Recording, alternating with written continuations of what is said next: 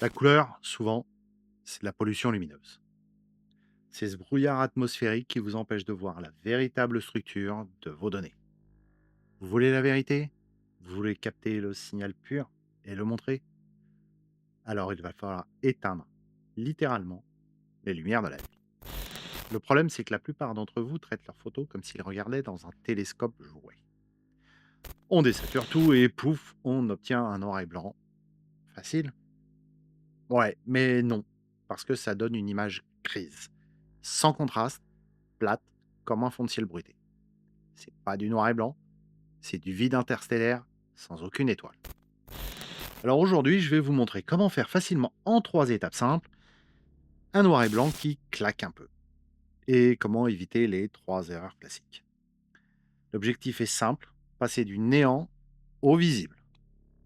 Et on va voir comment révéler la quintessence de vos fichiers RAW en utilisant la luminance comme on cartographie une galaxie. Profil de calibration, courbe gravitationnelle et filtrage spectral. À la fin de cette vidéo, vos photos auront plus de densité qu'un trou noir supermassif. Et pour illustrer tout ça, je vais prendre une image que j'ai faite avec un vieux Pentax K110.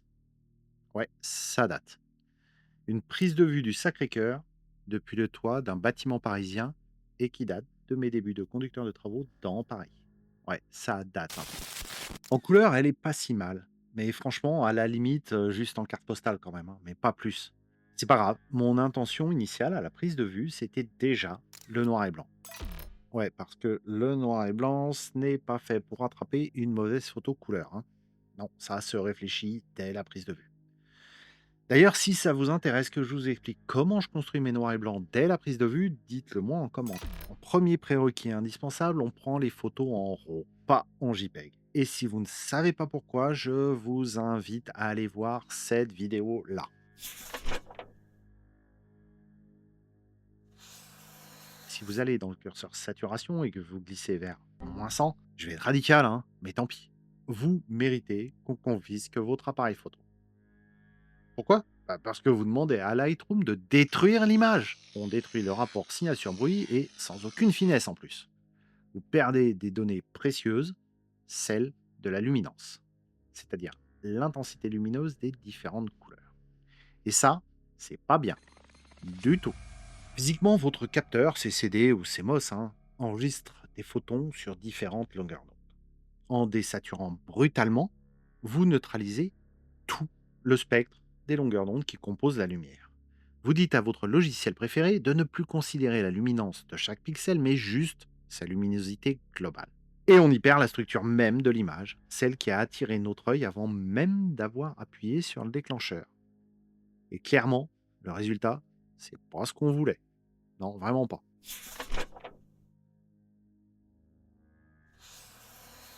Pour obtenir un vrai noir et blanc, il vous faut changer de méthode au développement.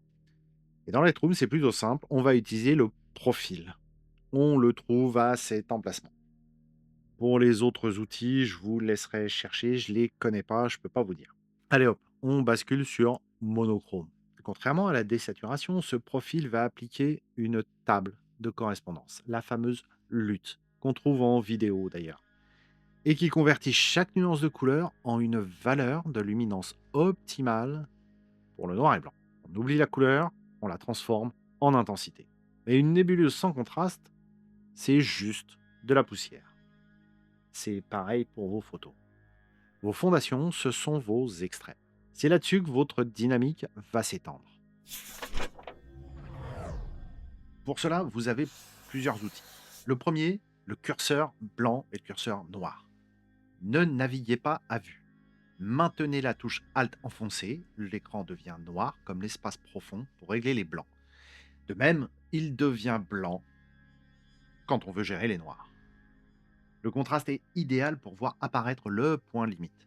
Poussez le curseur jusqu'à ce que les premiers pixels s'allument comme des étoiles lointaines. C'est votre point de référence, votre niveau 0. Dans un deuxième temps, il va falloir aller régler les hautes lumières. Elles sont souvent trop violentes. Baissez-les.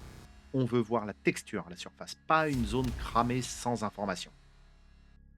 À ce stade, il faut vraiment faire attention à ne pas boucher complètement les noirs. et cramer les blancs. La touche Alt est vraiment utile pour voir ce qu'on fait. Dans l'image que j'ai choisie, on va d'ailleurs pouvoir se permettre de dépasser un poil ses limites, histoire de contraster davantage.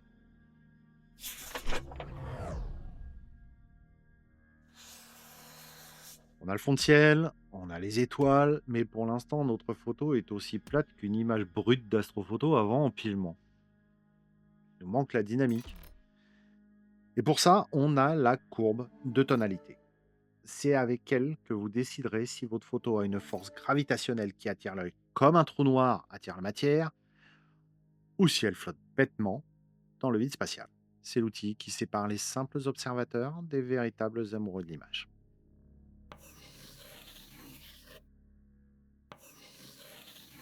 C'est votre trajectoire optimale, celle qui va mettre votre photo sur la bonne orbite.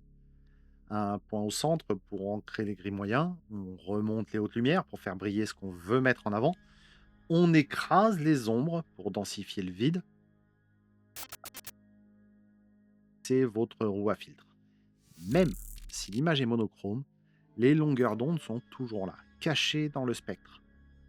Baissez le curseur bleu à l'extrême, le ciel devient d'un noir tendre, profond. On a supprimé toute la luminance du bleu.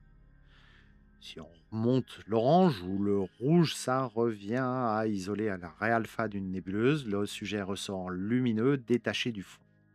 C'est ici que vous sculptez le relief de votre sujet. Dernière étape avant la sortie finale, la netteté du signal. Pour ça, on a deux sliders. La clarté, c'est le micro-contraste. Utilisez-le pour faire ressortir les cratères, la texture de la roche, tout aspect qui nécessite d'avoir un petit peu de relief. Ça peut être un peu violent, hein, méfiance.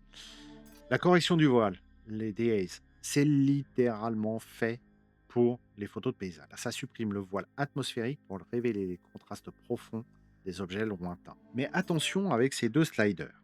On a vite fait de pousser trop loin et de rendre l'image assez peu agréable. Je ne vais pas vous donner de valeur moyenne à appliquer, ça dépend tellement complètement de l'image que vous traitez. Sur un portrait, par exemple, on va fortement éviter le de-haze et être très, très doux sur la clarté. Bon, a priori, le signal est bien passé jusqu'ici. Vous êtes encore là. Donc, bah, retenez la procédure basique de traitement. Profil, monochrome. Arrêtez la desaturation destructrice, monochrome. La touche Alt pour jouer avec le curseur, sans exploser vos extrêmes et caler votre dynamique. La courbe en S pour donner de la gravité à l'image, le mélangeur pour filtrer les longueurs d'onde et la texture pour le piquer. Le noir et blanc, ça n'est pas retirer la couleur. C'est révéler la magnitude absolue de votre sujet. Alors dites-moi en commentaire si vous êtes plutôt noir et blanc très contrasté ou paysage de gris ondulant. Et n'oubliez pas, soyez les architectes de votre lumière du premier plan jusqu'aux confins du cosmos. À bientôt.